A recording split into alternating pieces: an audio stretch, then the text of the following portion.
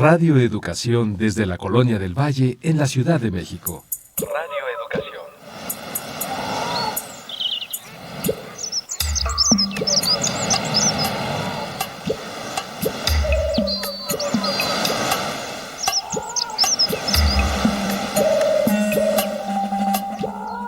Todo lo que se ha dicho sobre las mujeres lo han dicho los hombres. Las mujeres en la historia no han hablado.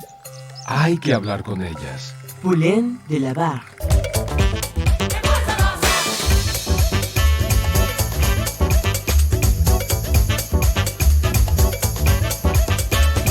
Las mujeres contamos.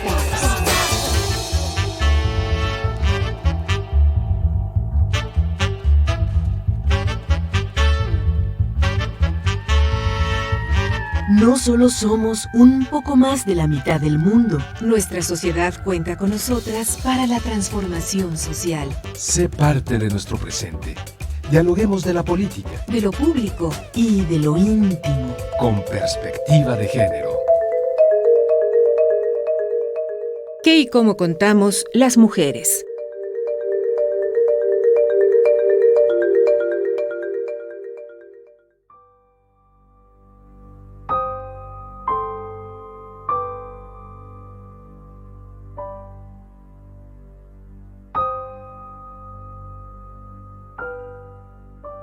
A ojos abiertos, el espacio público da cabida a la violencia. Esa que en forma de mano que quema el cuerpo de la joven tocada en el vagón del metro. Esa que todo el mundo ve con morbo cuando una sobreviviente de violación escapa a toda prisa de un callejón. Esa que ocurre en las oficinas cuando todos miran hacia otro lugar. Parece increíble, pero en las estadísticas oficiales, los delitos de feminicidio y violencia intrafamiliar, por fin, empiezan a reducirse. Sin embargo, principiamos 2022 con un 30% de aumento en denuncias de violación sexual contra niñas y mujeres. La hostilidad va saliendo a cuentagotas de casa para reinstalarse en la calle, en el transporte y en los centros de trabajo.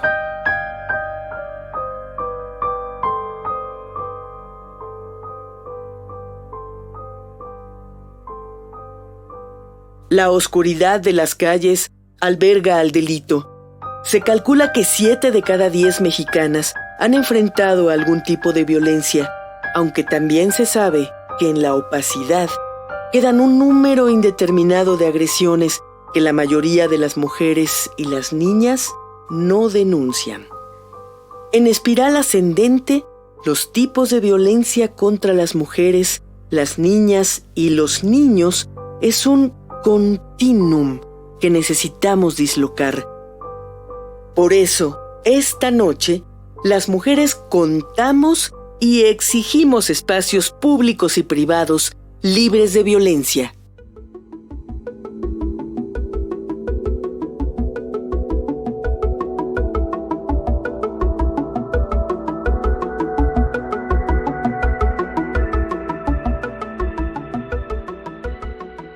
En la cuenta de los días, 2021 fue el año con más feminicidios en la historia de México, si atendemos a las cifras del Secretariado Ejecutivo del Sistema Nacional de Seguridad Pública. También en 2021 se rompió el máximo histórico de delitos de violación, a la vez que la Secretaría de Gobernación emitió 6 alertas de violencia de género en estados y municipios. En la actualidad, el mecanismo opera en 25 entidades del país. Esta noche analizamos el tema Violencia contra las mujeres, un continuum. Damos la bienvenida a nuestra invitada. ¿Podrías presentarte para nuestras audiencias? Claro que sí, soy Wendy Figueroa Morales, directora de la Red Nacional de Refugios. Un placer estar con ustedes. Bienvenida, Wendy. Muy buenas noches. Muchas gracias.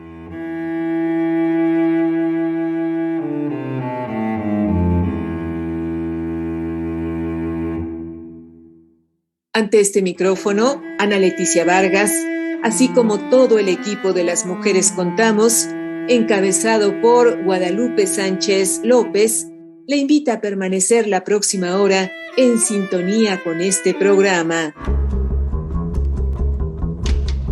Tejamos juntas y juntos la red de ayuda y compartamos experiencias con perspectiva de género.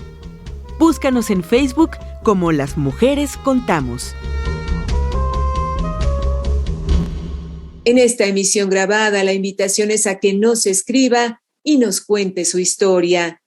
Las mujeres somos las que atesoramos la palabra, las que guardamos las historias familiar, personal y social, y de nuestro equipo de producción, Edith Díaz y Marlene Reyes, les invitan a contar todas estas historias y a compartirlas con las y los escuchas de este programa.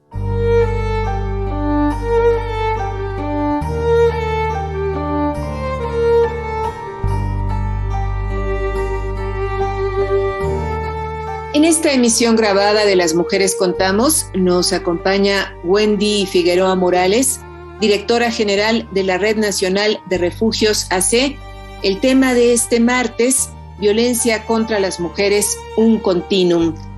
Wendy, a lo largo de estos 2 años de distanciamiento social, información de diversas fuentes nos ha dejado saber que la pandemia aumentó feminicidios, violencia y brecha laboral en mujeres.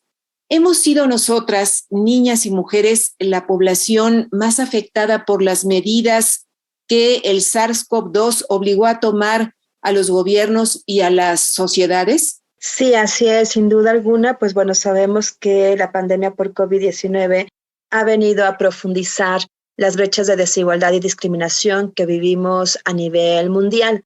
Hablando específicamente de nuestro país, de México, pues sabemos que en México la pobreza tiene rostro de mujer y efectivamente el impacto que ha tenido la pandemia contra las mujeres en todas sus edades y diversidades ha sido pues muy diferenciado.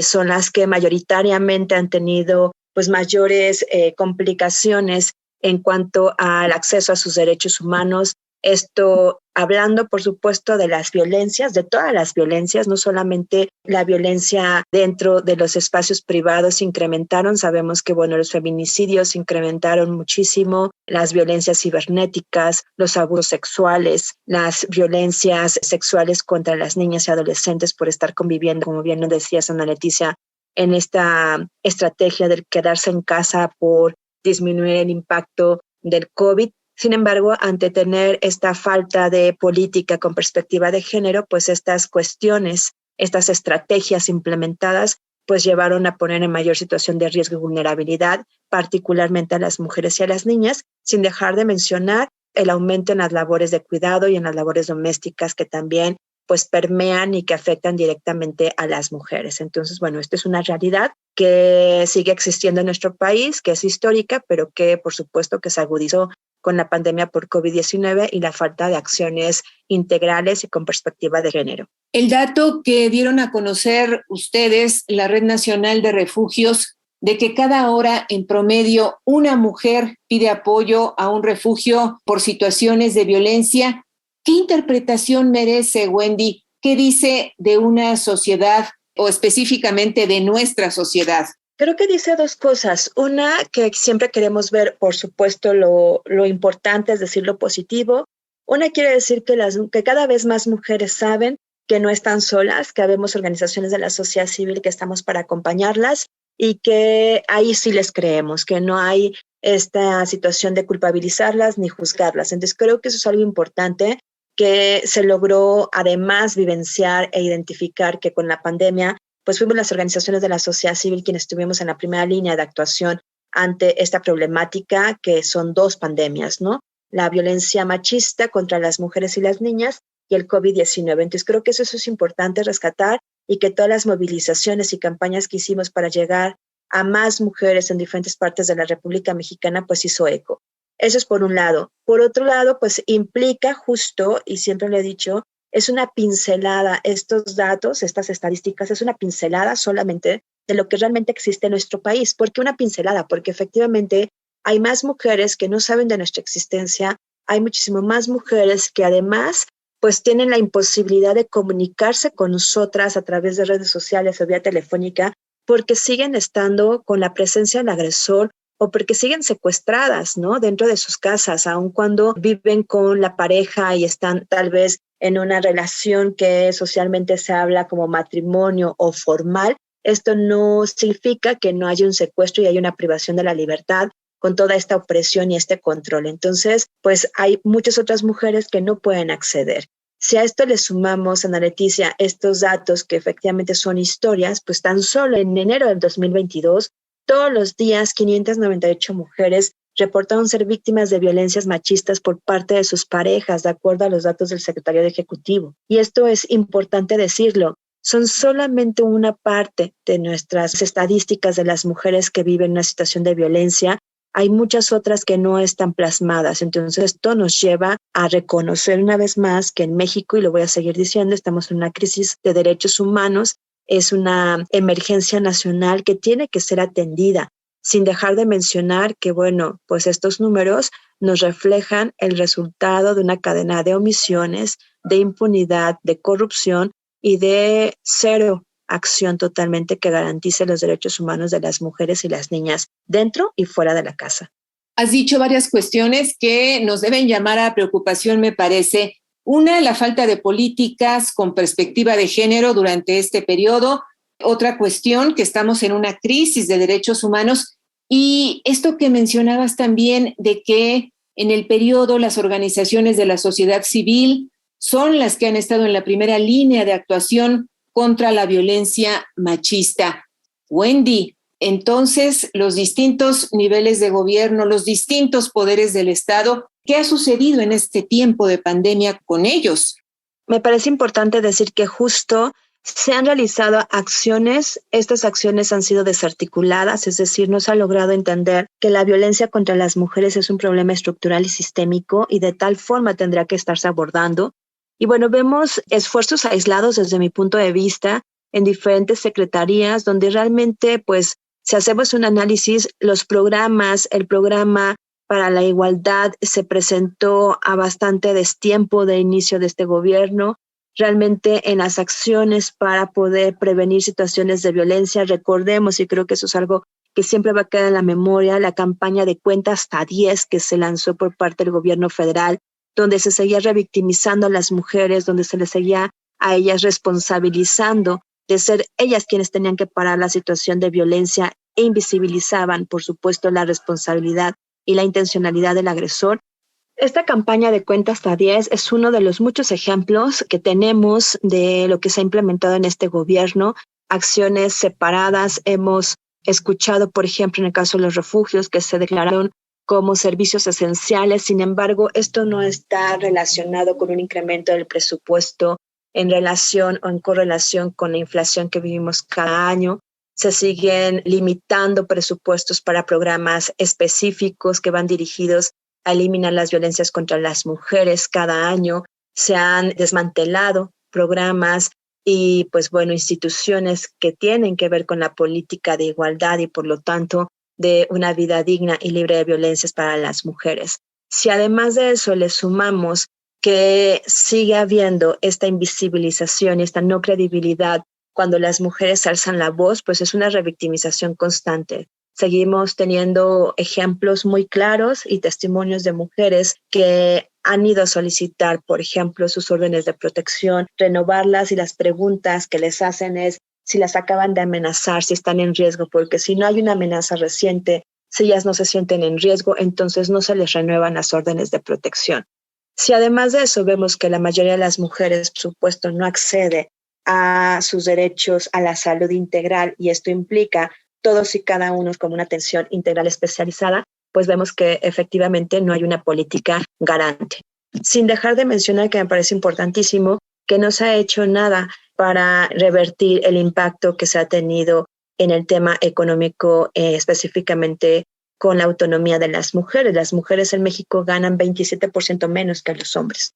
Por cada 100 pesos que gana un hombre, las mujeres reciben 73 pesos.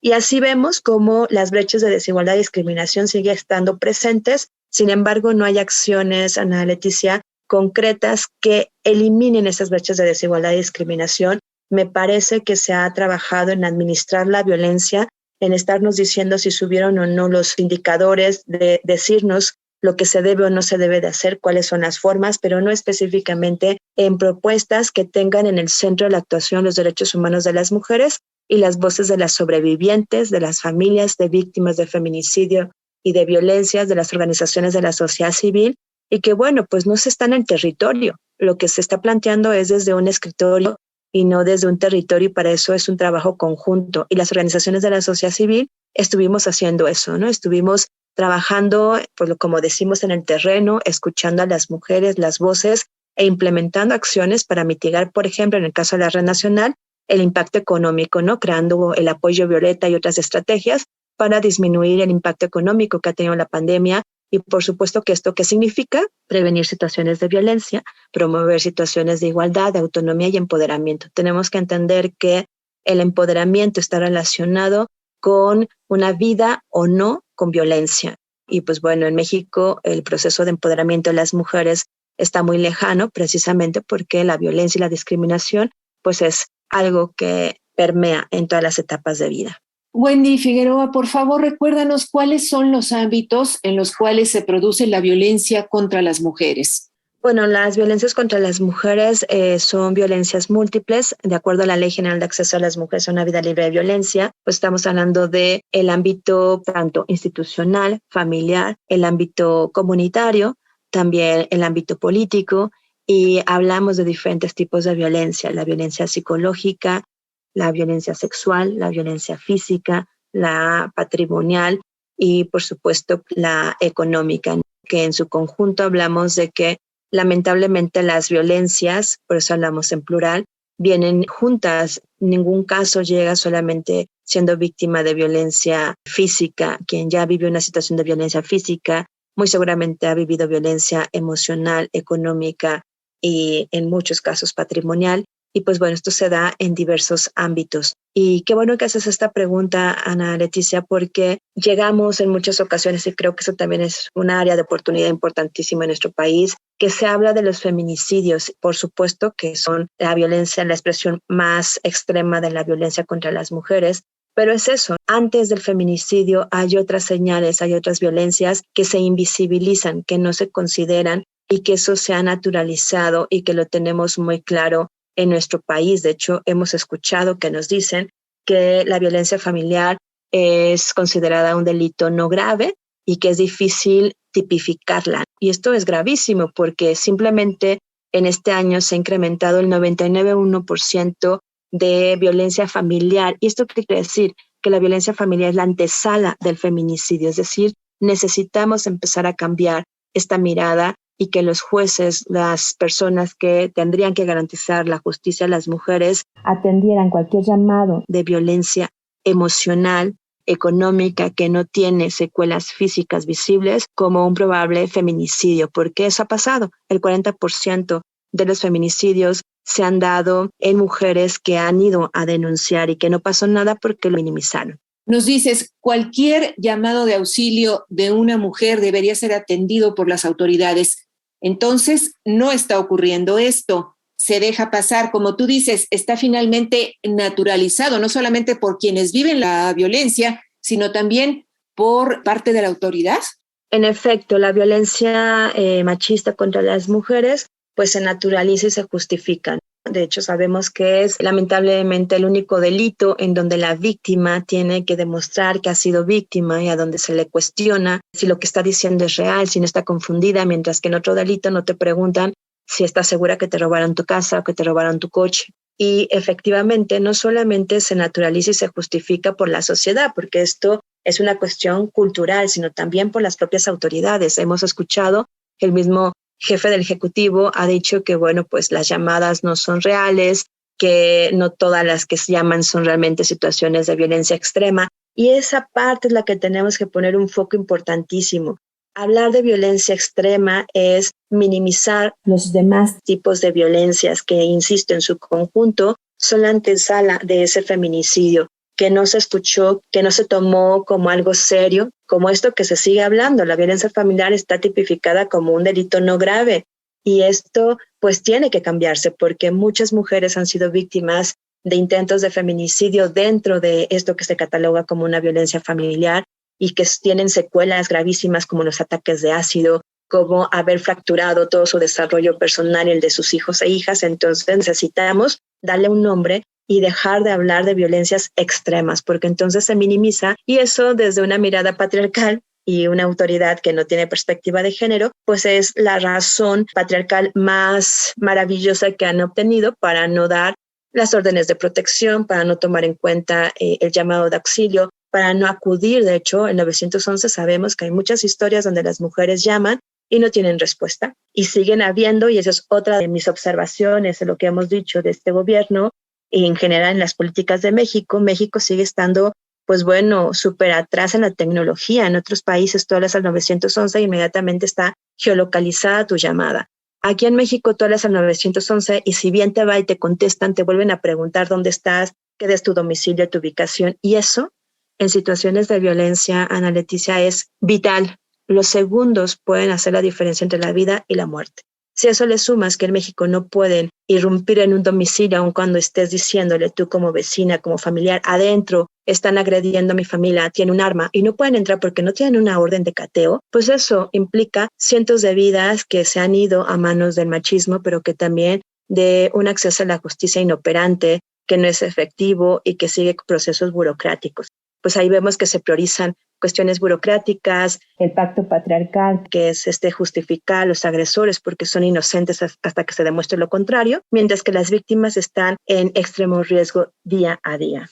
Wendy Figueroa, frente a este panorama de acciones desarticuladas, de esfuerzos aislados por parte de la autoridad, ¿cuáles son las obligaciones que, de acuerdo con la ley, tiene el Estado en la prevención, en la atención, en la sanción y en la erradicación de la violencia contra nosotras? Pues justo lo acabas de decir, el Estado mexicano es el único responsable en garantizar la prevención, atención, eliminación y sanción de las violencias contra las mujeres, violencias por razones de género, en todos los ámbitos. Lo que hemos visto ante estos números, que además no son números, sino son historias, son vidas, es que esto no ha sido así, que realmente no hay garantía de la protección de los derechos humanos de las niñas, de las mujeres, de las adolescentes, que los delitos van en aumento y estos van a seguir teniendo este aumento porque realmente no se ha garantizado esta protección, pero tampoco se han implementado acciones ni las recomendaciones que, por ejemplo, la CEDAW le ha dado al Estado mexicano.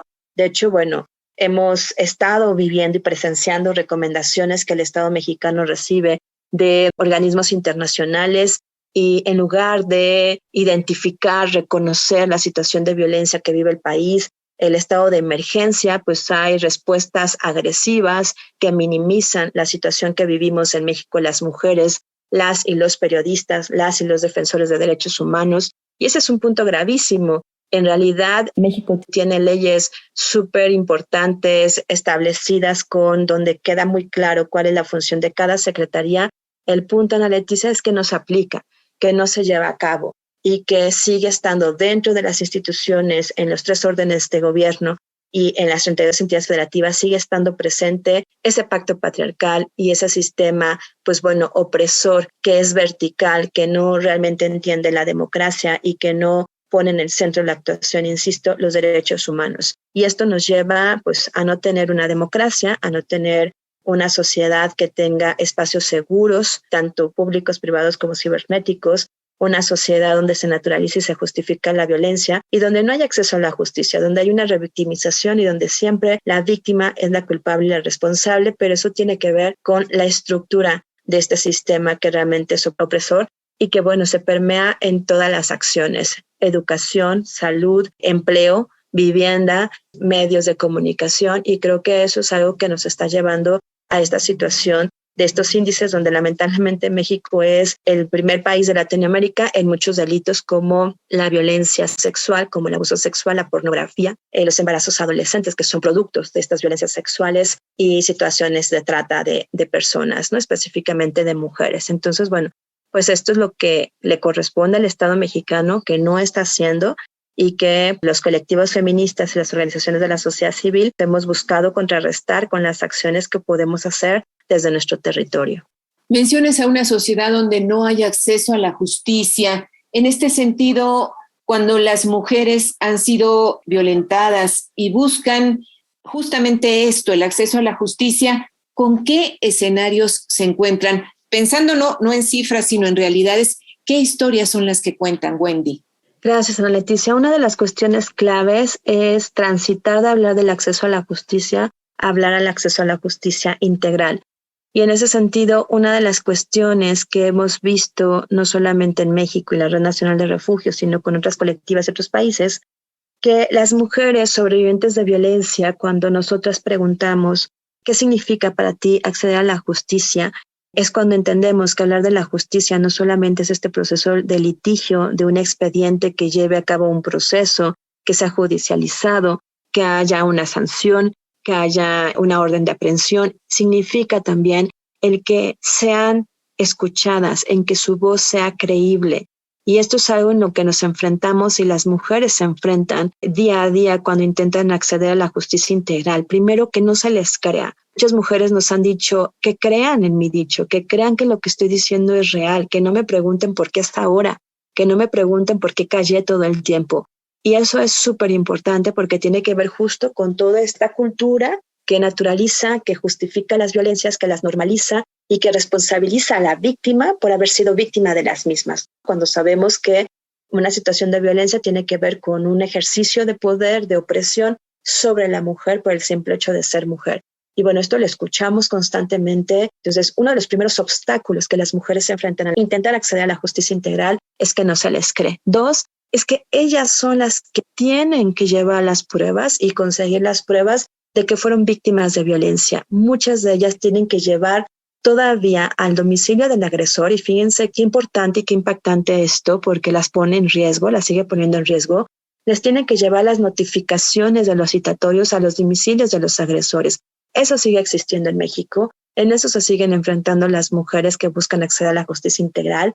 Se enfrentan a victimizaciones, agresiones por parte de las autoridades, a que ellas se vuelvan insistentes y hay historias de resignificación y de resistencia donde esas mujeres sobrevivientes de violencia hoy día son activistas y llevan años. Y cuando hablo de años son más de 4 años buscando la justicia, la verdad y la reparación del daño. Y bueno, pues es un proceso que se vuelve bastante, no solamente burocrático, sino como ellas dicen, he perdido años de mi vida, no solamente por la violencia vivida, sino por esta revictimización donde los juicios se aplazan, donde las audiencias se retrasan, donde no se me cree, donde cada vez me piden más y más pruebas. Y las mujeres resisten, pero muchas otras no, Ana Leticia. Muchas otras, por supuesto que se cansan, que dicen, ya no quiero seguir más, y muchas incluso son desplazadas de ese propio lugar de origen, de esa propia ciudad y se van a otros estados quienes pueden. Muchas de ellas sin poder acceder a este acceso a la justicia integral viven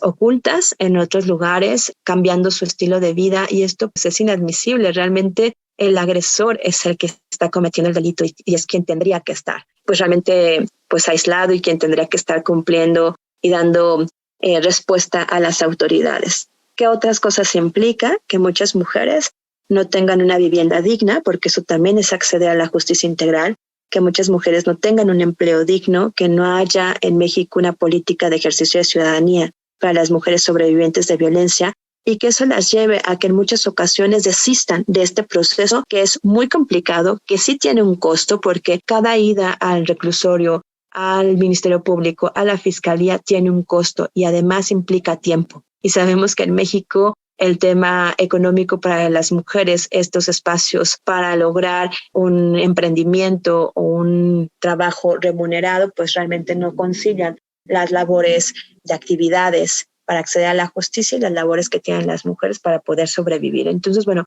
implica esto y muchas otras como muchas veces ponerse en mayor riesgo y que haya más amenazas o que el sistema corrupto pierda los expedientes. Historias tenemos muchísimas, pero en todas vemos una cadena de impunidad, de corrupción, de tráfico de influencias y por supuesto este pacto patriarcal que no solamente se da entre los hombres, sino lamentablemente algunas mujeres también reproducen estos pactos. Entonces hacen que las mujeres tengan pues un camino muy tortuoso y como ellas dicen, pues es un viacrucis el poder acceder aquí en México a una justicia restaurativa y a una restitución de derechos. Esto está muy alejado a la realidad. ¿Cuáles son las secuelas, las huellas que deja la violencia en las mujeres y en sus hijos e hijas, Wendy? Son violencias emocionales principalmente, aquellas que no se ven, aquellas que tardan en sanar. En su desarrollo, en el caso de los niños y las niñas, vemos huellas e impactos muy importantes en su desarrollo psicoemocional, en su desarrollo cognitivo, conductual. Muchos de los niños y las niñas tienen secuelas, no solamente emocionales, sino también físicas. Recordemos que las niñas y los niños son víctimas directas de las violencias machistas contra sus madres. Hay quienes también han sido víctimas de violencia sexual. Muchos de ellos y ellas pues han tenido daños en su cuerpo internos que ha costado todo un tiempo de tratamientos. Y que esto, pues bueno, impacta, por supuesto, en su desarrollo y en sus relaciones con nosotros y con las otras. Con las mujeres, pues bueno, igual, secuelas físicas, muchas de ellas, como te decía hace rato, pues han sido víctimas de ataques de ácido.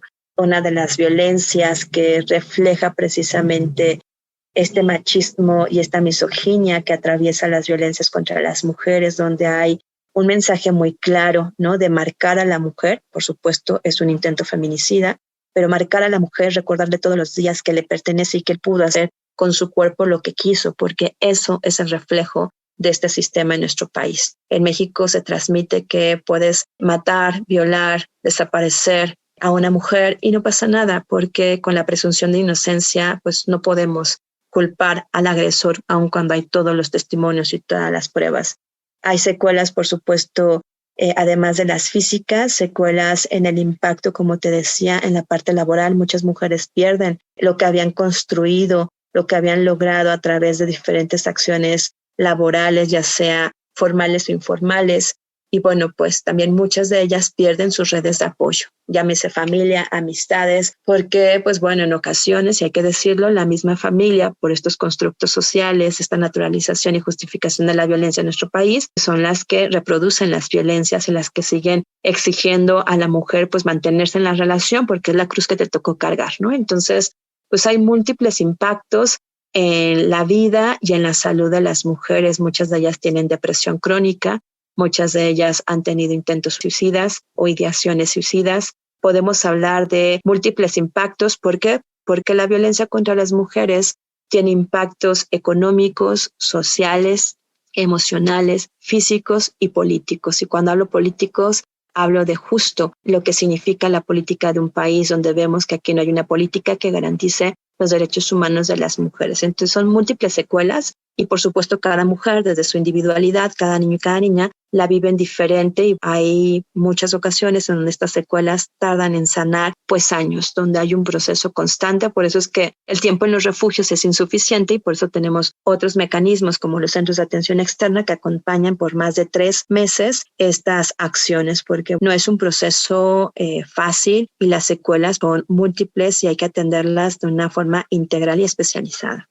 Háblanos, por favor, sobre esta labor de los centros de atención externa. ¿Cómo es que atienden, que trabajan con estas mujeres? Claro que sí, los centros de atención externa son la cara pública de los refugios, es el primer contacto de las mujeres y son también estos espacios donde efectivamente puede ser que la mujer afortunadamente no esté en una situación de riesgo, que ella no sienta que su vida corre peligro si se mantiene en el mismo domicilio y entonces en estos centros de atención externa se da la atención integral especializada de forma ambulatoria, es decir, ellas van y vienen, hay atención psicológica, social, jurídica, talleres para promover el emprendimiento, la autogestión económica, hay acompañamiento, por supuesto, para la restitución de derechos, procesos jurídicos y también atenciones médicas. Esto se extiende a sus hijos e hijas de forma gratuita totalmente. Si las mujeres deciden y están en una situación o ya se perciben en la necesidad de ingresar a un refugio, el papel del centro de atención externa también es sumamente importante porque así como es la puerta de entrada, es la puerta de retorno. Es decir, cuando la mujer sale del refugio después de su proceso, ella continúa su proceso integral de seguimiento, en promedio por 1 año. Esto puede ser más tiempo, menos. Tenemos mujeres que llevan 5 años en proceso en el centro externo. Es un proceso que se va haciendo paulatino, que cada vez es más espaciado, buscando precisamente la independencia de las mujeres y que ellas identifican ya el centro externo después de estos años como ese espacio sororo que les acompaña y que si tienen algún obstáculo en el día a día pueden acercarse. El centro de atención externa pues da atención tanto presencial como vía telefónica o a través de plataformas virtuales, y lo que busca justo es promover pues el empoderamiento de las mujeres, acompañarlas a reparar las secuelas de las violencias que han vivido, y todo este proceso se lleva a cabo de manera muy puntual con un enfoque de género y derechos humanos, y todas las mujeres que así lo decidan pueden acudir a ellos. Tenemos diferentes en partes de la República, justo es parte de nuestro modelo integral, y pues esta es una de las acciones claves que es para prevenir situaciones de riesgo.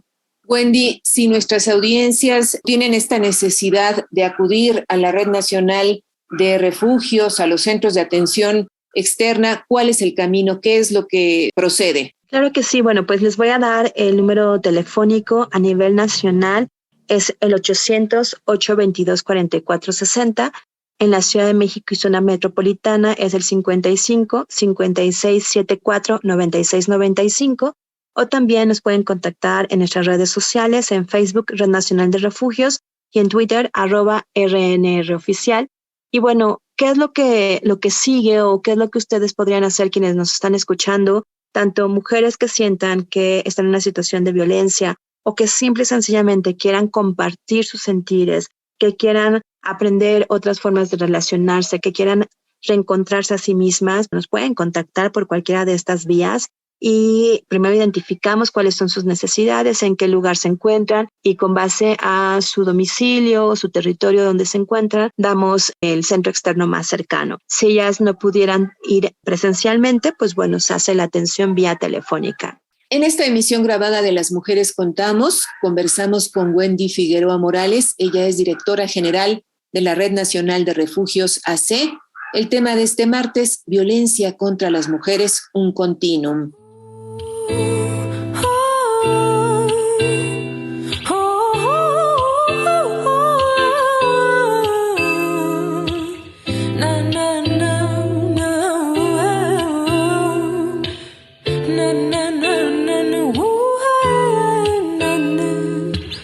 Llueve sangre en la ciudad, las venas del amor están tapadas, nos alcanzaron ya. Ayer le dispararon a una hermana, otra la metieron en una maleta descuartizada. Hay comentarios que dicen que es pasional. No salgas de noche, nunca contestes los piropos que te avientan del coche. Y si te golpea, tranquila, no hay pedo, es normal. Pinche feminismo, yo no conozco más que memes, pero me da lo mismo. Su culo está donde tiene que estar. Nosotros no hicimos nada, el machito fue educado por la madre que lo ampara ya. Hay mujercitas de que se quejan, y es que del cuerpo entero solo somos la pequeña costilla. Y es que es un mito que nos usen de corona para ladillas del narcotráfico. Soñamos con ser su objeto, y es que es mentira que nos violen y denigren nuestros cuerpos, que de niña nos obliguen a vendernos a hombres viejos. Dios carajo, ¿qué hicimos mal? Compañero varón, compañera mujer, el respeto y la conciencia son una bomba contra el poder.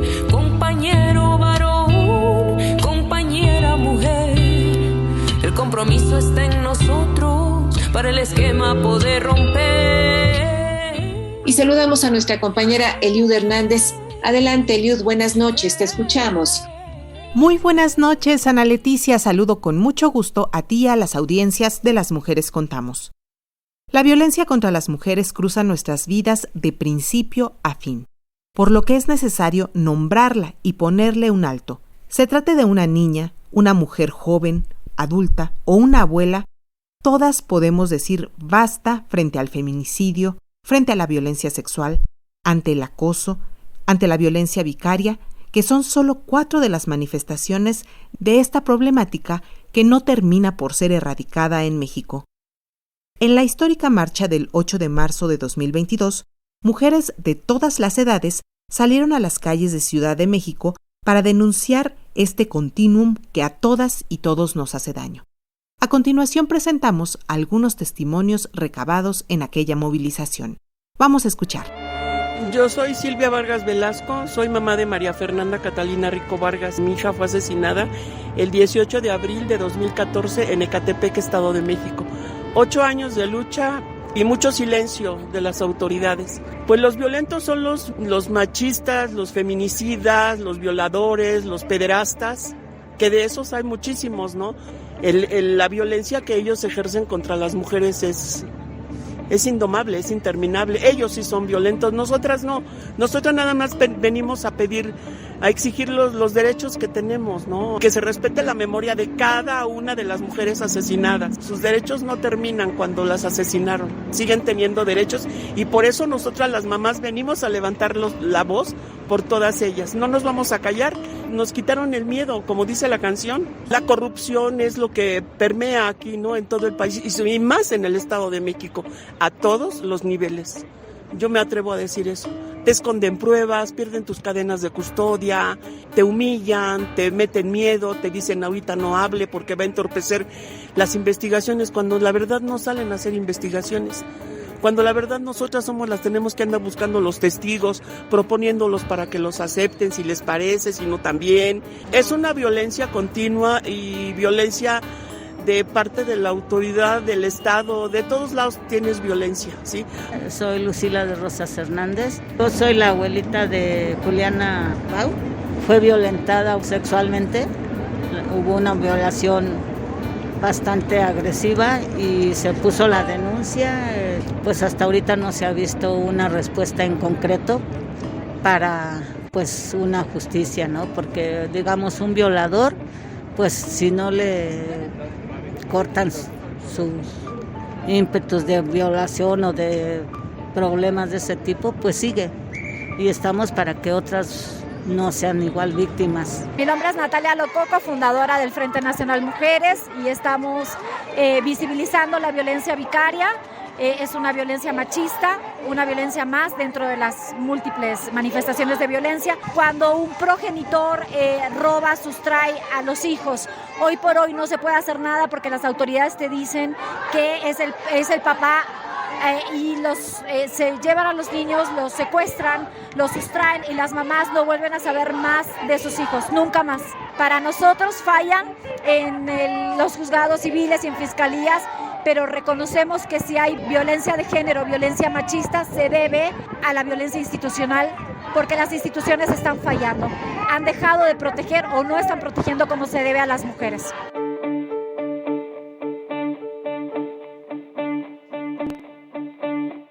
Gracias, Salud Hernández. A nuestras audiencias les recordamos que esta es una emisión grabada, por lo que agradecemos nos hagan llegar sus mensajes a las redes sociales, donde estamos como Las Mujeres Contamos. En esta emisión, dedicada al tema Violencia contra las Mujeres, un continuum, nos acompaña Wendy Figueroa Morales, directora general de la Red Nacional de Refugios AC. Wendy, como ya lo decías tú, la situación sanitaria afectó la seguridad física y emocional de las mujeres, pero también la económica.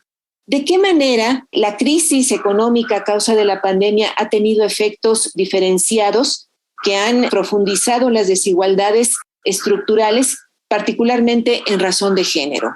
Hay muchísimos ejemplos. Uno es, de acuerdo a fuentes de la CEPAL, 3 de cada 10 mujeres jóvenes no estudian ni trabajan remuneradamente, en tanto en los hombres es 1 de cada 10 que están en esta condición. Y esto está relacionado precisamente con esta estrategia de quedarse en casa. Sabemos que ante estos roles estereotipados, muchas de las niñas, de las mujeres se quedaron al cuidado de sus hermanos menores, de sus hermanas menores, además de las brechas de desigualdad en poder acceder a recursos tecnológicos, de que las familias pudieran tener más de una computadora para poder tener las clases, pues mayoritariamente fueron las mujeres, las niñas, las jóvenes, las adolescentes quienes renunciaron a este proceso de estudio, a seguir con sus estudios por estas limitaciones que existían ante el acceso al Internet, el acceso a una computadora y estas clases virtuales. Otro punto importantísimo es que la mayoría del impacto en las personas desempleadas está dirigido en las mujeres tenemos datos bastante impactantes que nos hablan que más del 70% de las personas que quedaron sin empleo son mujeres. Y esto pues está relacionado, como les compartía en el bloque anterior, con las labores que hacen las mujeres en espacios no formales, en la informalidad, y que por supuesto, pues bueno, la pandemia vino a afectar los pequeños comercios, las pequeñas acciones de emprendimiento que mayoritariamente las mujeres hacían.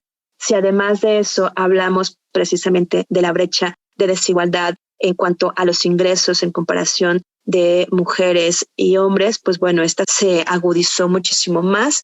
Estamos hablando también de importantes diferencias en las acciones de labores de cuidado. Y creo que ahí es importante decirlo porque, bueno, históricamente, pues los hombres han estado al margen de las labores de cuidado y las labores domésticas.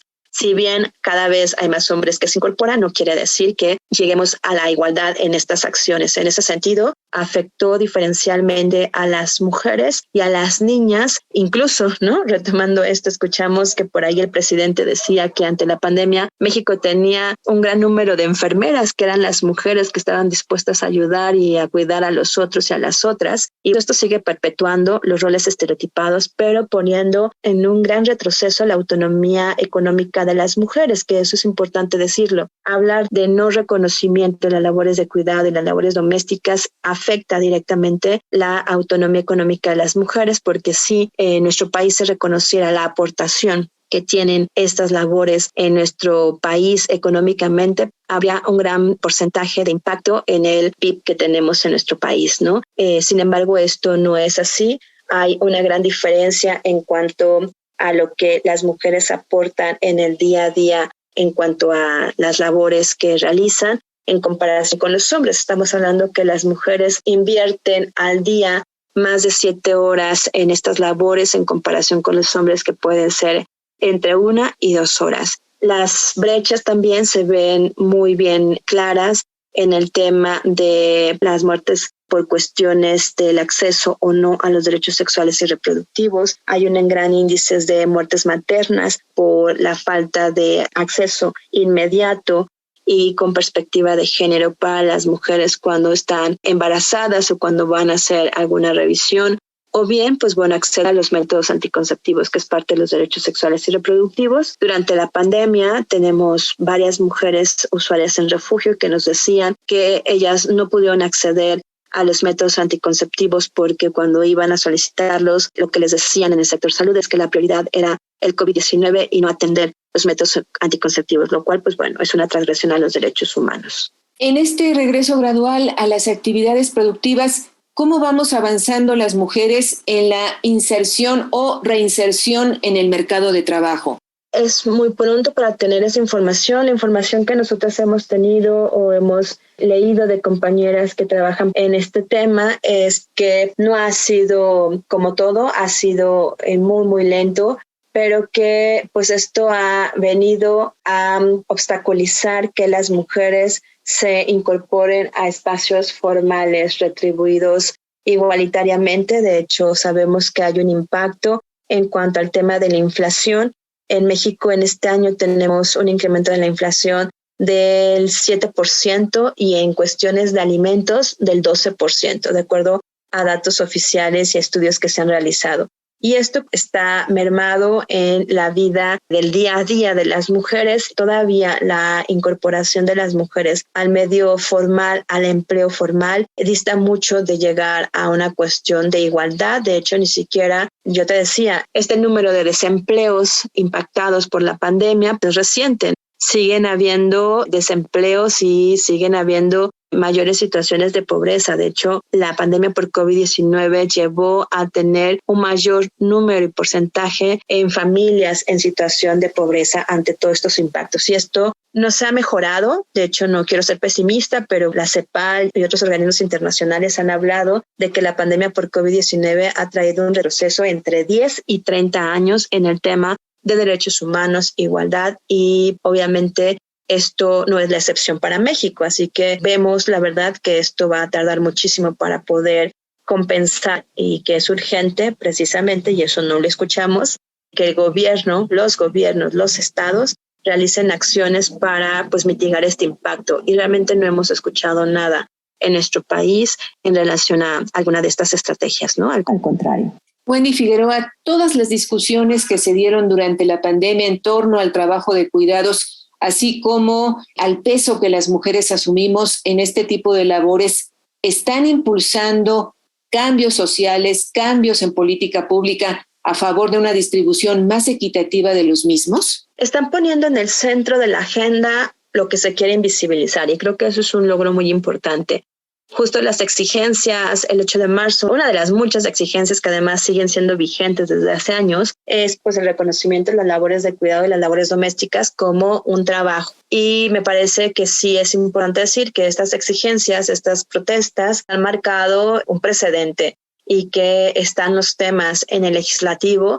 Estamos viendo, por supuesto, hay que ser vigilantes y seguir impulsando que estos se legislen, pero el que estén ya en el foco de la agenda del país me parece un gran avance. Cada vez más personas, tanto en la sociedad, es decir, en el día a día, nuestros vecinos, nuestras familias, nosotras mismas, identificamos que ya no decimos, ¿tú a qué te dedicas? Pues no hago nada. ¿Cómo que no haces nada? No, soy ama de casa. Pues bueno, ahora sabemos que el ser ama de casa implica tener una aportación y que es un trabajo que no se ha remunerado y reconocido, es distinto, pero que sí es una aportación importante, y creo que esa conciencia sí se ha logrado implementar y eso hay que celebrarlo. Ha sido gracias a los movimientos feministas, gracias a hacer, como decimos, hacer visible lo invisible. Se ha hablado en el legislativo, cada vez vemos a más legisladoras, incluso legisladores que reconocen la importancia de incorporar en la agenda las labores de cuidado, las labores domésticas como una labor, un trabajo, y reconocer sus aportaciones. Y creo que eso empieza a ser pues un cambio, ¿no? Esperemos que pronto sea una realidad, que esto sea reconocido a nivel nacional como parte de las aportaciones económicas, y que esto lleve, por supuesto, a tener garantías de las mujeres que se desempeñan en estas labores, que, insisto, son labores dignas que aportan económicamente no solamente a su núcleo inmediato, sino a la sociedad y al país mismo. Sabemos que varias organizaciones de la sociedad civil, entre ellas, por supuesto, la Red Nacional de Refugios, AC, participaron en el documento Diagnóstico y Recomendaciones del Observatorio Género y COVID-19 en México. Wendy, ¿cuáles son estas recomendaciones? ¿Qué cambios no podemos seguir aplazando si queremos realmente transformar esta realidad de la que has estado hablando? Claro, una de las recomendaciones fundamentales que contempla el observatorio es, uno, primero, que es súper importante, reconocer precisamente el impacto que tuvo y que sigue teniendo la pandemia por COVID-19 diferenciado en las mujeres y en todas las etapas de vida y en sus diversidades. Es decir, es necesario transitar y tener muy claro que las actuaciones tienen que ser desde una mirada integral e intersectorial. Eso es una de las cuestiones claves. Hay datos muy interesantes, cómo se ha agravado la situación de las mujeres privadas de la libertad ante la pandemia.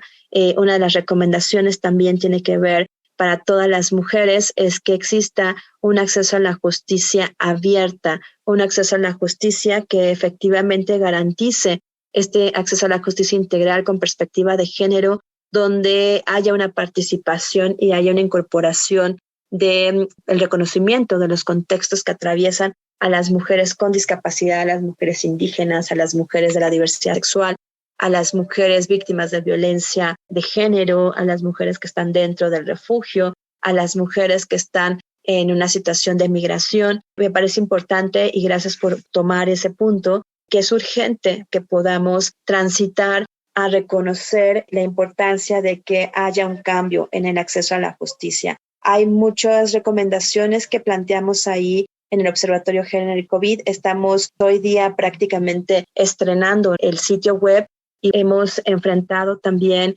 y hacemos visible en este observatorio cómo las colectivas y organizaciones pues hemos enfrentado retos por las acciones o omisiones del Estado mexicano que ha tenido en el contexto de la pandemia, como sostener algunas necesidades básicas, el tener que dar acompañamiento psicoemocional, de salud, de asistencia jurídica y de protección de las poblaciones que atendemos, lo que ha limitado ante esta falta de compromiso y las omisiones del Estado mexicano el acompañamiento y apoyo de las mujeres. Y aquí es importante decir que otra de las exigencias es que el Estado realice de forma inmediata acciones necesarias para garantizar el acceso efectivo a los derechos de todas las mujeres, como el derecho a la salud, al empleo, a la justicia integral, a una vida libre de violencias en todas las diversidades. Ahí hacemos también esta recomendación de que pues todos los días son 8 de marzo, que es urgente que el Estado mexicano demuestre su compromiso con las mujeres y con la protección, respeto y garantía de sus derechos humanos en un contexto que sabemos y lo hemos platicado, Ana Leticia, que ha exacerbado las desigualdades estructurales que viven las mujeres por el simple hecho de ser mujeres. Así que pues les invitamos a que vean todo lo que se ha trabajado en el observatorio, donde vemos más de 26 organizaciones y colectivas feministas, pues haciendo visible lo invisible, no solamente evidenciando las faltas que ha tenido el Estado mexicano, sino también reconociendo lo que se ha aportado y, bueno, por supuesto, dándole voces a las mujeres que acompañamos. Wendy, ¿cuál es el sitio web del Observatorio Género y COVID-19? El sitio oficial que ya estamos estrenando es www.observatoriogénero-y-covid-19.mx. Y es ahí donde nuestras audiencias se encuentran este documento del que hemos hablado, Diagnóstico y Recomendaciones del Observatorio Género y COVID-19 en México, ¿correcto? Así es, y también van a encontrar todas las secciones, desde aborto seguro, acceso a anticonceptivos, cuidados, mujeres privadas de la libertad, violencia familiar y refugios. ¿Qué les puedo decir? Es una plataforma bastante interactiva, pero sobre todo que busca con esta clasificación, de acuerdo al monitoreo que hemos realizado, generar mejores condiciones que disminuyan las afectaciones vividas de manera diferenciada en las mujeres de diferentes poblaciones. Así que, bueno, ahí pueden encontrar tanto medidas completas e idóneas, acciones insuficientes o que no se han implementado, nuestro pronunciamiento y omisiones o acciones que también han realizado el Gobierno de México. Así que ojalá que lo puedan visitar y tenemos también información de cómo acceder a los refugios. Estamos en el cierre de esta entrevista, Wendy Figueroa. ¿Cómo quisieras despedirte? ¿Qué mensaje quisieras dejar en la mente de nuestras audiencias? Gracias por el espacio, agradecer a quienes nos han seguido. La reflexión es que la violencia contra las mujeres, niñas y adolescentes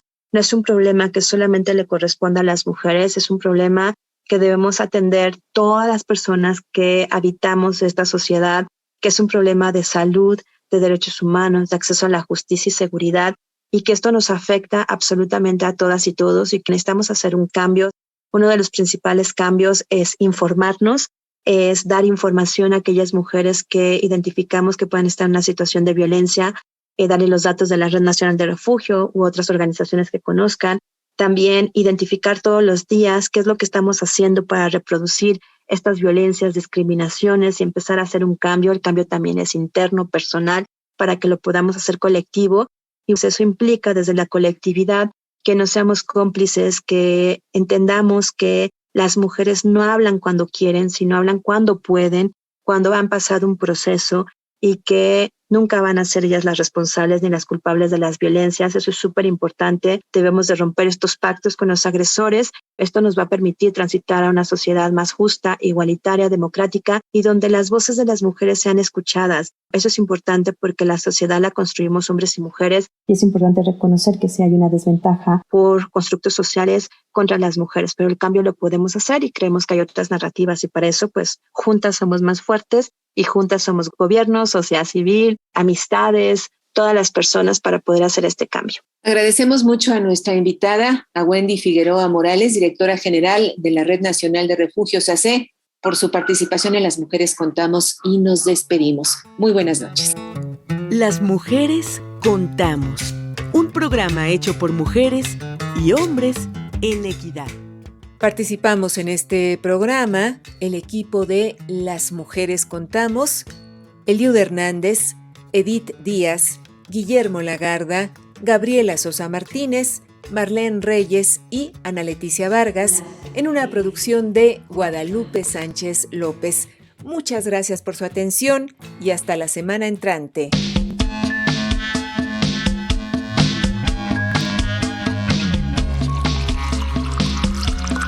Las mujeres tenemos historia. Contarla es parte de la construcción de un futuro con equidad. Desde la Ciudad de México, 1060 kHz en amplitud modulada. Radio Educación. Las mujeres contamos. Las mujeres contamos.